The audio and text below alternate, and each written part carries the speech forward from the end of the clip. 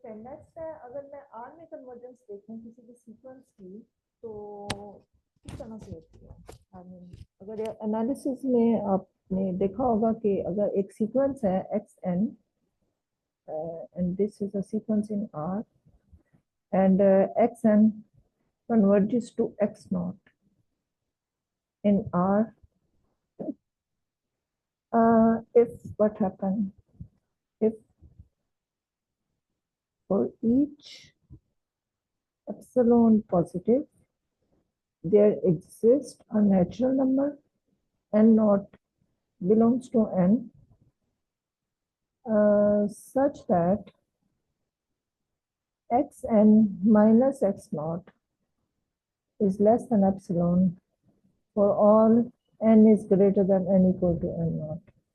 ठीक है, तो अगर इसको गौर से देखें तो ये जो आपकी ये अगर आप ये इसको इसको देखें, ये चीज क्या है, ये बेसिकली यही है कि x n belongs to this interval x naught minus epsilon and x naught plus epsilon for all n is greater than n equal to n naught. ठीक है, और ये जो सेट है ये this is open in the standard topology of R. Actually ये basis element है, अगर आपको स्टैंडर्ड टोपोलॉजी की डेफिनेशन याद हो तो so it's an basis element. So basically R में जो कन्वर्जेंस है उसमें ये जो एप्सिलॉन है ये बेसिकली क्योंकि हमने टोपोलॉजिकल स्पेस की डेफिनेशंस में क्या किया था कि a sequence converges to x naught in a topological space. X is a topological space if for any neighborhood u x naught, so this is a neighborhood of x naught, there always exists a natural number belongs to n such that xn belongs to u x naught for all n is greater than n equal to n naught.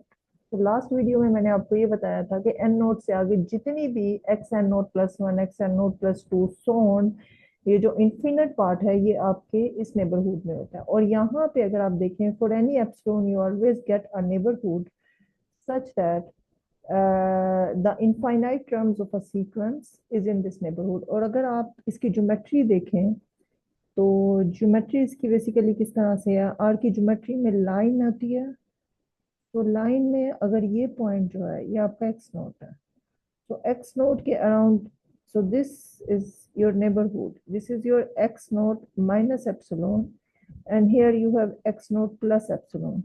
so इस definition के मुताबिक n note से onward जितनी भी terms हैं वो सारी की सारी इस नेबरहुड में है। so for example x n naught plus 1 x n naught plus 2 x n naught plus m and n note से पीछे जितनी भी टर्म्स है it can live outside the interval, for example x1 x2 और can be inside the interval, but like analysis में ये it depends on a sequence. अगर sequence increasing है या डिक्रीजिंग है तो डेफिनेटली ये जो फाइनाइट टर्म्स हैं ये इसमें नहीं आती, लेकिन अगर सीक्वेंस इस नेचर का नहीं है तो हो सकता है कि फाइनाइट टर्म्स जो है वो इस नेबरहुड में आ जाए। लेकिन एक्स एन नोट से ऑनवर्ड जितनी भी टर्म्स हैं x n naught plus one से ऑनवर्ड जितना भी इनफाइनाइट पार्ट ऑफ सीक्वेंस है that lives in this neighbourhood, तो ये आपकी आर में कन्वर्जेंस है। इसी तरह से आप अगर कॉम्प्लेक्स एनालिसिस में देखें तो सी में जो कन्वर्जेंस होती है वो किस तरह से होती है, अगर आपका एक सीक्वेंस है जी एन जो है ये कन्वर्ज करता है g naught in the complex plane c, so if for each epsilon, for epsilon is positive, there always exists a natural number n naught belongs to n such that zn minus z naught is less than epsilon for all n is greater than n equal to n naught।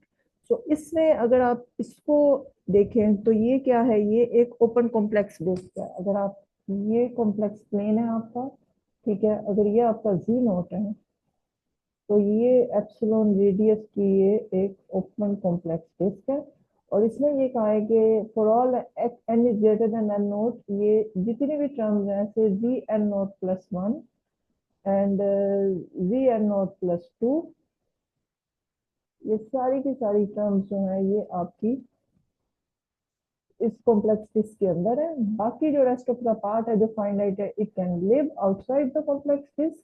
यानी Z1 से Z2 to Zn0 तक जितने भी terms हैं, ये जो आपका finite part है सीक्वेंस का, it can live outside the complex disc, this complex disc, और कैन लिव इनसाइड द। इसमें ये नहीं है कि वो बाहर रह सकते हैं, हो सकता है कि ओपन, लेकिन बट ये कंफर्म है because for all n is greater than n equal to n naught mean x n naught plus one G n naught plus two से ऑनवर्ड जितना भी इनफिनिट पार्ट है, इनफाइनाइट पार्ट, सो ये सारे का सारा जो है ये आपका किस में होगा, ये आपका इस डिस्क में होगा।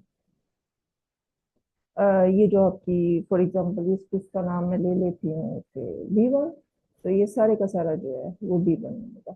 और ये जेड में रखेंगे, एप्सिलॉन चेंज होता है, आपका एन नॉट चेंज होता है। इट्स मीन आपका अगर एप्सिलॉन फॉर एग्जांपल अगर एप्सिलॉन लार्ज है आपका, तो आपकी डिस्क लार्ज होगी। डिस्क लार्ज होगी तो इसका मतलब है कि ज्यादा टर्म्स जो है वो इनसाइड द डिस्क आ सकते हैं। So it depends. अब ये देखें आपके डिस्क का ये एप्सिलॉन छोटा हो रहा है, तो इसका मतलब है बहुत सी टर्म्स जो यहाँ पे लिव कर रही है रह रही है, बट इनफाइनाइट पार्ट जो है वो इसके अंदर है। ठीक है। सो ये आपकी एक तरह से कंपैरिजन है आपकी टोपोलॉजी का, टोपोलॉजी की कन्वर्जेंस का, क्योंकि आर में आपकी स्टैंडर्ड टोपोलॉजी है कॉम्प्लेक्स प्लेन की, ये डिस्क की। आप मीट्रिक टोपोलॉजी जब अंडरस्टैंड करेंगे तो आपको ये सारी डिस्क समझ आ जाएगी। लेकिन ये है कि आर में अगर आप देखें तो स्टैंडर्ड टोपोलॉजी में जो ओपन सेट्स होते हैं वो ओपन सेट्स स्टैंडर्ड टोपोलॉजी में क्या होते हैं, ओपन सेट्स जो होते हैं वो union of the alpha belongs to I bounded open intervals होते हैं। ठीक है। और ये जो ओपन इंटरवल्स होते हैं ये आपकी स्टैंडर्ड टोपोलॉजी में बेसिस एलिमेंट्स होते हैं, और ये they are the open set. So आप ये देखें यहाँ पे एप्सिलॉन चेंज होगा, आपका नेबरहुड चेंज होगा, और आपका एन भी चेंज होगा। So it's a comparison of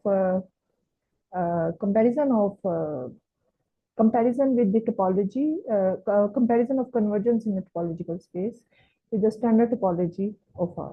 Thank you.